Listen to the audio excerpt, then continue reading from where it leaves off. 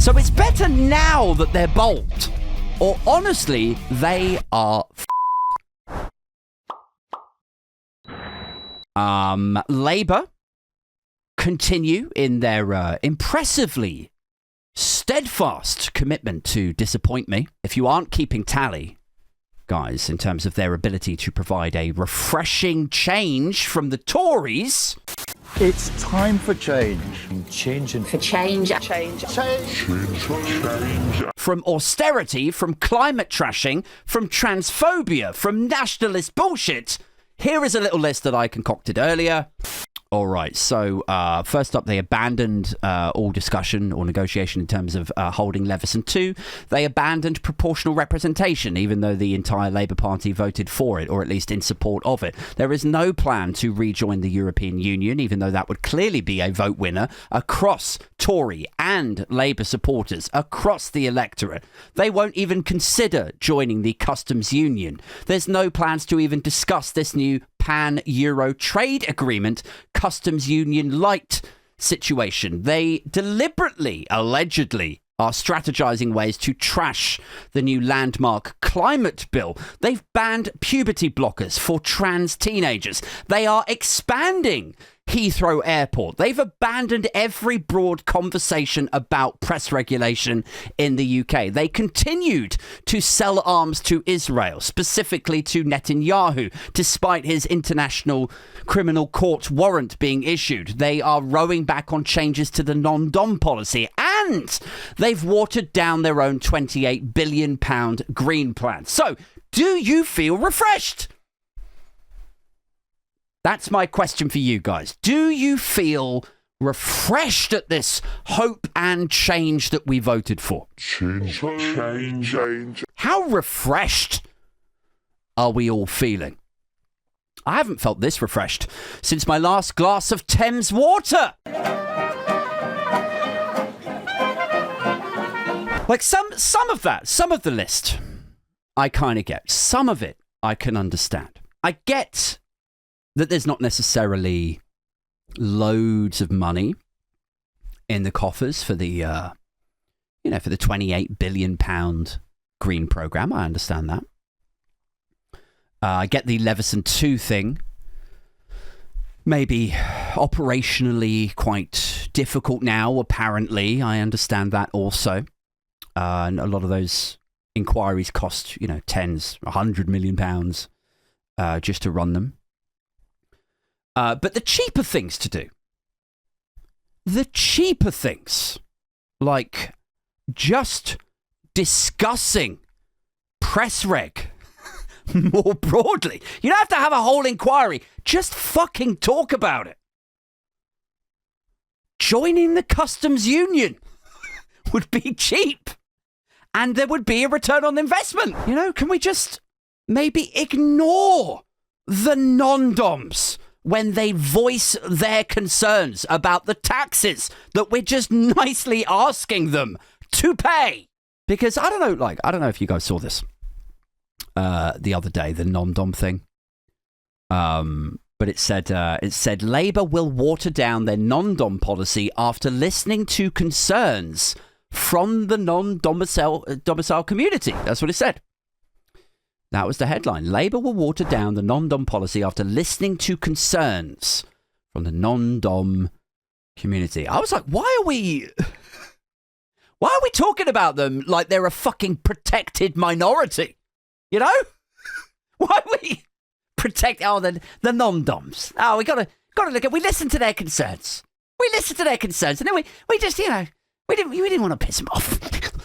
Why are we talking about non-doms when they raised their concerns? We listened to the non-domicile community. Like, what are you talking about? Well, we're going to go easy on them, after listening to the concerns of the non-domeri people or the non-domese community. Like, that's what it sounded like. It sounded like some small, tight-knit group of immigrants. Like, are you dosed up, Rach? Are you dosed up? Has somebody deep-faked the top of the Labour Party to get them to look and sound like Labour MPs, except they legislate like fucking Tories?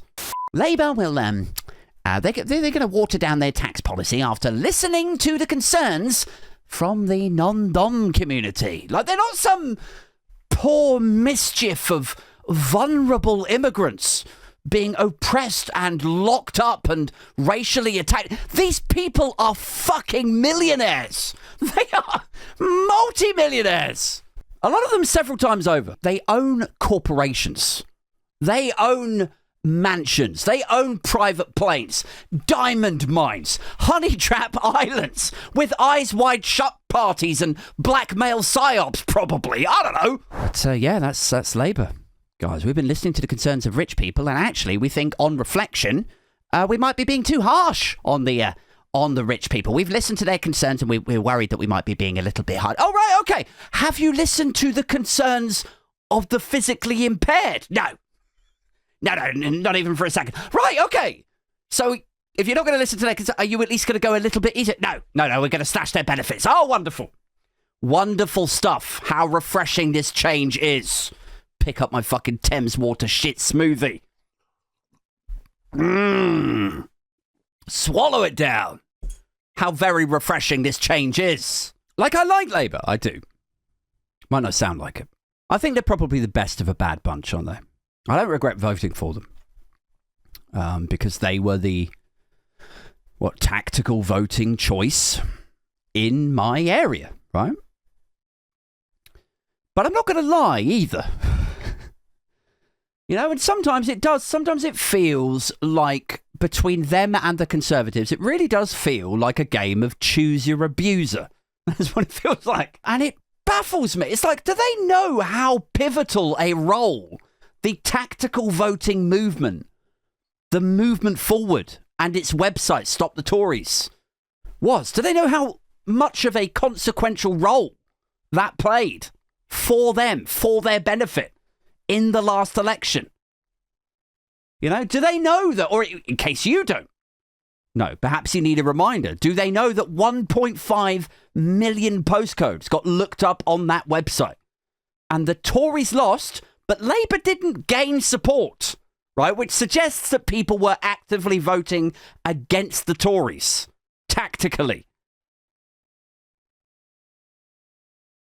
Did you know that the collective right-wing vote, so all of the right-wing parties, that collective vote altogether was down by 25% last election because people were voting efficiently to get the Tories out? I mean, does nobody in Labour understand that cannon can absolutely be changed in direction? Do they understand that at all? That they might be working and living on borrowed time here? And here's the thing, right? This is what gets me about it. It's like, we have local elections coming up. Labour need a story to tell people for that. And if it's just stick with us because we're not the Tories, if people don't feel the difference, and let's be honest, if it's a high tax burden as it is, and it's not going to go down in the next few weeks, if it's shit public services, if it's trans hysteria, and all the tabloid misinformation put out specifically to convince people that even their very few modest successes that Labour have got over the line are all fucking catastrophic, then people will just stay the fuck home, won't they? They won't come out to support Labour. So it's better now that they're bold, or honestly, they are fucked.